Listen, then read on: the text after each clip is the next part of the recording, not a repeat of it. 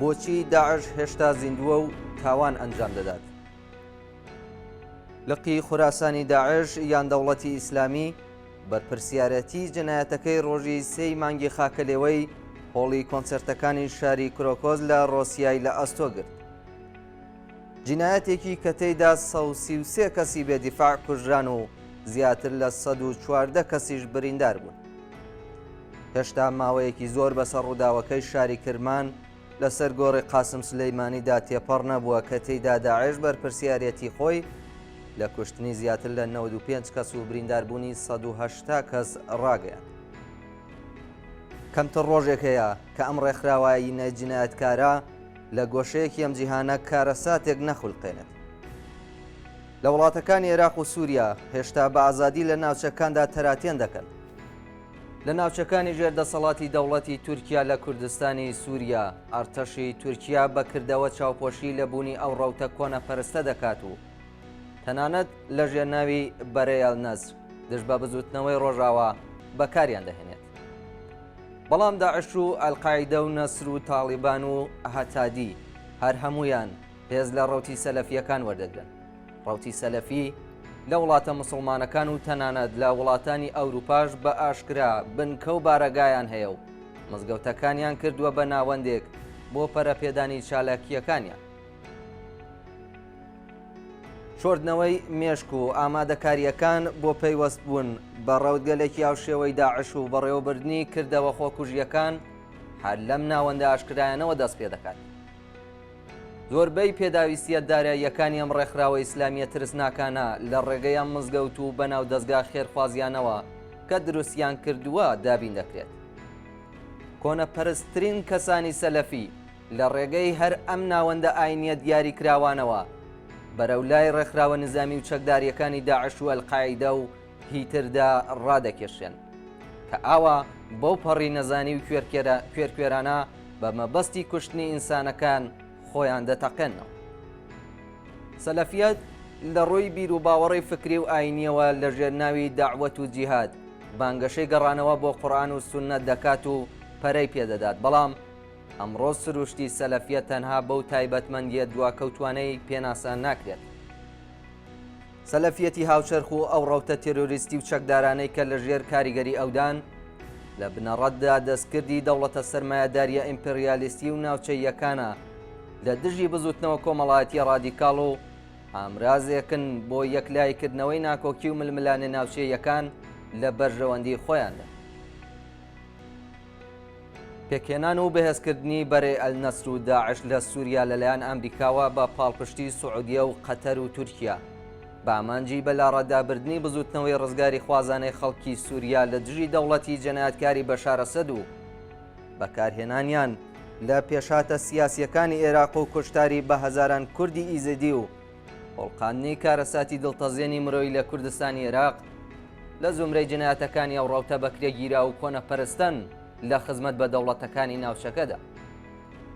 بەڵام سەلەفیەت وەک قوتابخانەیەکی پەروەردەی داعش لە کوردستانی ئێران و عێراق نمونەیەکە کە دەکرێت ئەزموونی لێوەربگیرێت و هاوکات ئاگادارکەرەوەیە کە پێویستە لێکۆڵینەوەی زیاتر لەبارەوە بکرێت. گروپە سەلەفیەکان لە شارەکانی کوردستانی ئێران بە پشتیوانی سپای پاسداران و ناوەندامنیەکانی دیکەی کۆماری ئیسلامی بە ئازادی چالاکیەکانی خۆیان درێژە پێدەدەن.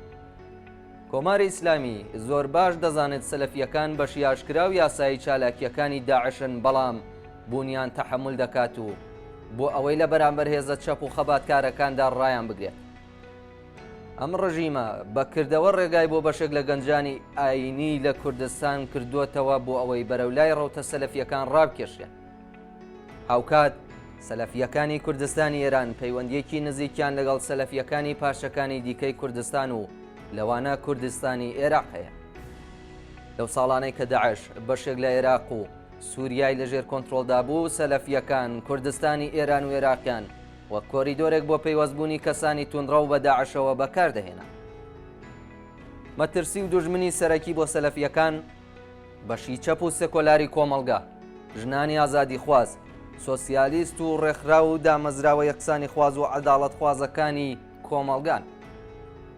کاتگەیشتووەتە ئاستێک کە لەم ساڵانەی دواییدا بینیمان سەلەفیەکان هەرکە لە گڵۆپی سەوزی سپای پاسداران دڵنیا بوون هێرشیان کردوتە سەر گەنجە چەپەکان و ئەزیەت و ئازاریان داون.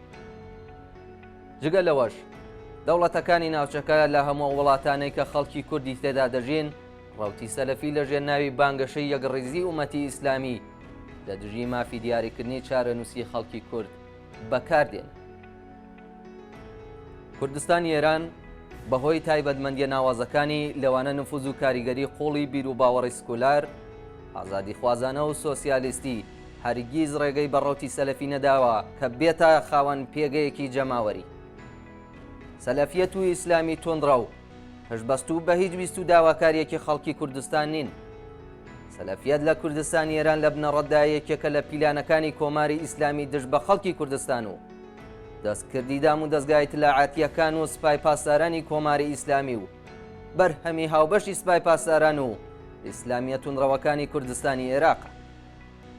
لە ماوەی 1-2 ساڵی ڕابردوودا و لە ژێر کاریگەری پێشاتە ناوچەیەکان جموجۆڵی سەلەفیەکان لە مزگەوتەکانی هەندێک ناوچەی پەراوێزکەوتووی بەشێک لە شارەکانی کوردستان و چەند گوندێکدا بینراوە و ئەمڕەوتە لە بۆنەی جۆرا و جۆردا بە بەڕێوەبردنی مانۆرگەڵیەکی کۆنتترۆل کراوە و هاواهنگ لەگەڵ دەستگا هەواڵگریەکانی کۆماری ئیسلامی باشکرا خۆی دەرخستووە.